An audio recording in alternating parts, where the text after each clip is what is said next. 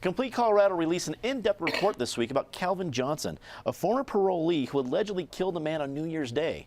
The report highlights DOC Deputy Director of Parole Allison Morgan referring to Johnson as a success story of its parolee transitional program just 2 weeks before the murder. David, obviously this is a very embarrassing thing for the DOC as an agency. Is it a big enough deal that Hickenlooper has to look into how it's being managed, or just embarrassing? DOC has had lots of problems, and the state legislators who focus on these issues, like the Joint Budget Committee type people, they've known about this broader problem with DOC management for a while.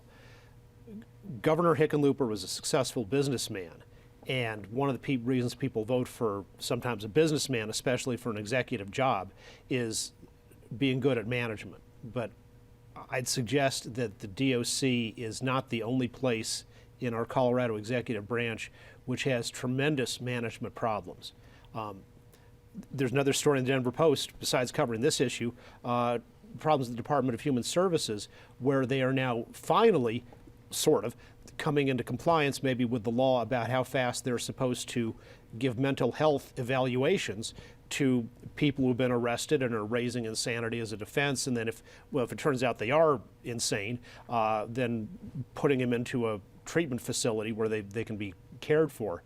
And there's a lawsuit going on in federal court, and the Department of Human Services is like, oh, everything's fine now, why don't you get rid of the lawsuit? And the view of the court seems to be, no, there's still a long way to go before we can say you're in compliance with the law. So I'd like the governor to spend less time on thinking of ways to make the government bigger until he makes this existing government more competent. Eric, this is a pretty big PR black eye as the report comes out. If they came to you for advice, whether it be the agency or Governor Hickenlooper, what's the first way to handle this kind of thing? Give me a retainer would be the first way. No, I'm kidding.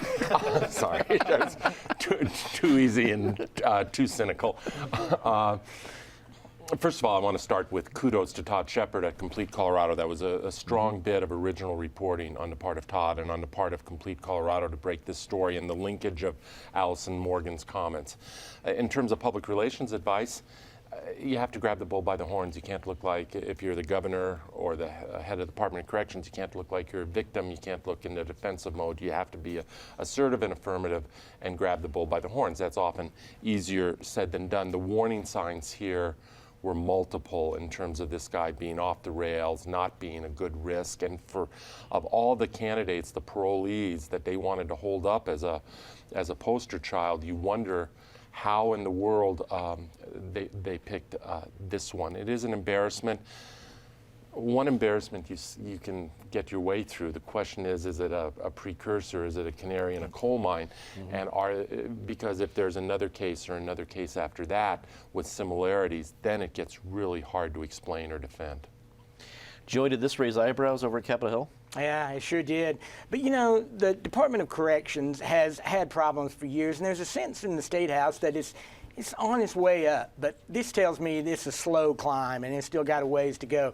And I want to agree with Eric that Todd Shepard deserves a lot of credit for this story. He spotted it, he stayed with it, he made the connections, just good journalism across the board. So he's to be congratulated for that.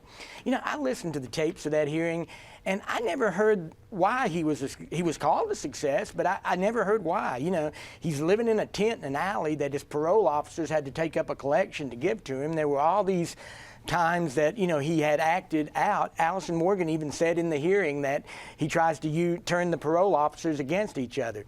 You know, if this guy's a success story, then I must be the king of the world. You know, I just don't know how this story ever got started, that he was somebody that she should be bringing up to legislators as, look at what a great job we're doing. Patty, is this a big enough deal where there's going to be some big movement within the agency? Well, we've already seen some movement within the agency, which is on Monday an announcement that there was a new PR person and spokesperson for the Department of Corrections. So now, interestingly, that followed an announcement the day before. We may recall that there's a DOC employee who was involved in the shootings at the National Western Complex. Right. So that announcement came Sunday, and then the next morning we get the announcement of the new PIO at the Department of Corrections. So they've got some big problems, some small ones, but clearly whoever did the vetting for what Allison Morgan was going to talk about if that is the best example we have of our parole system working, we definitely have problems at the Department of Corrections.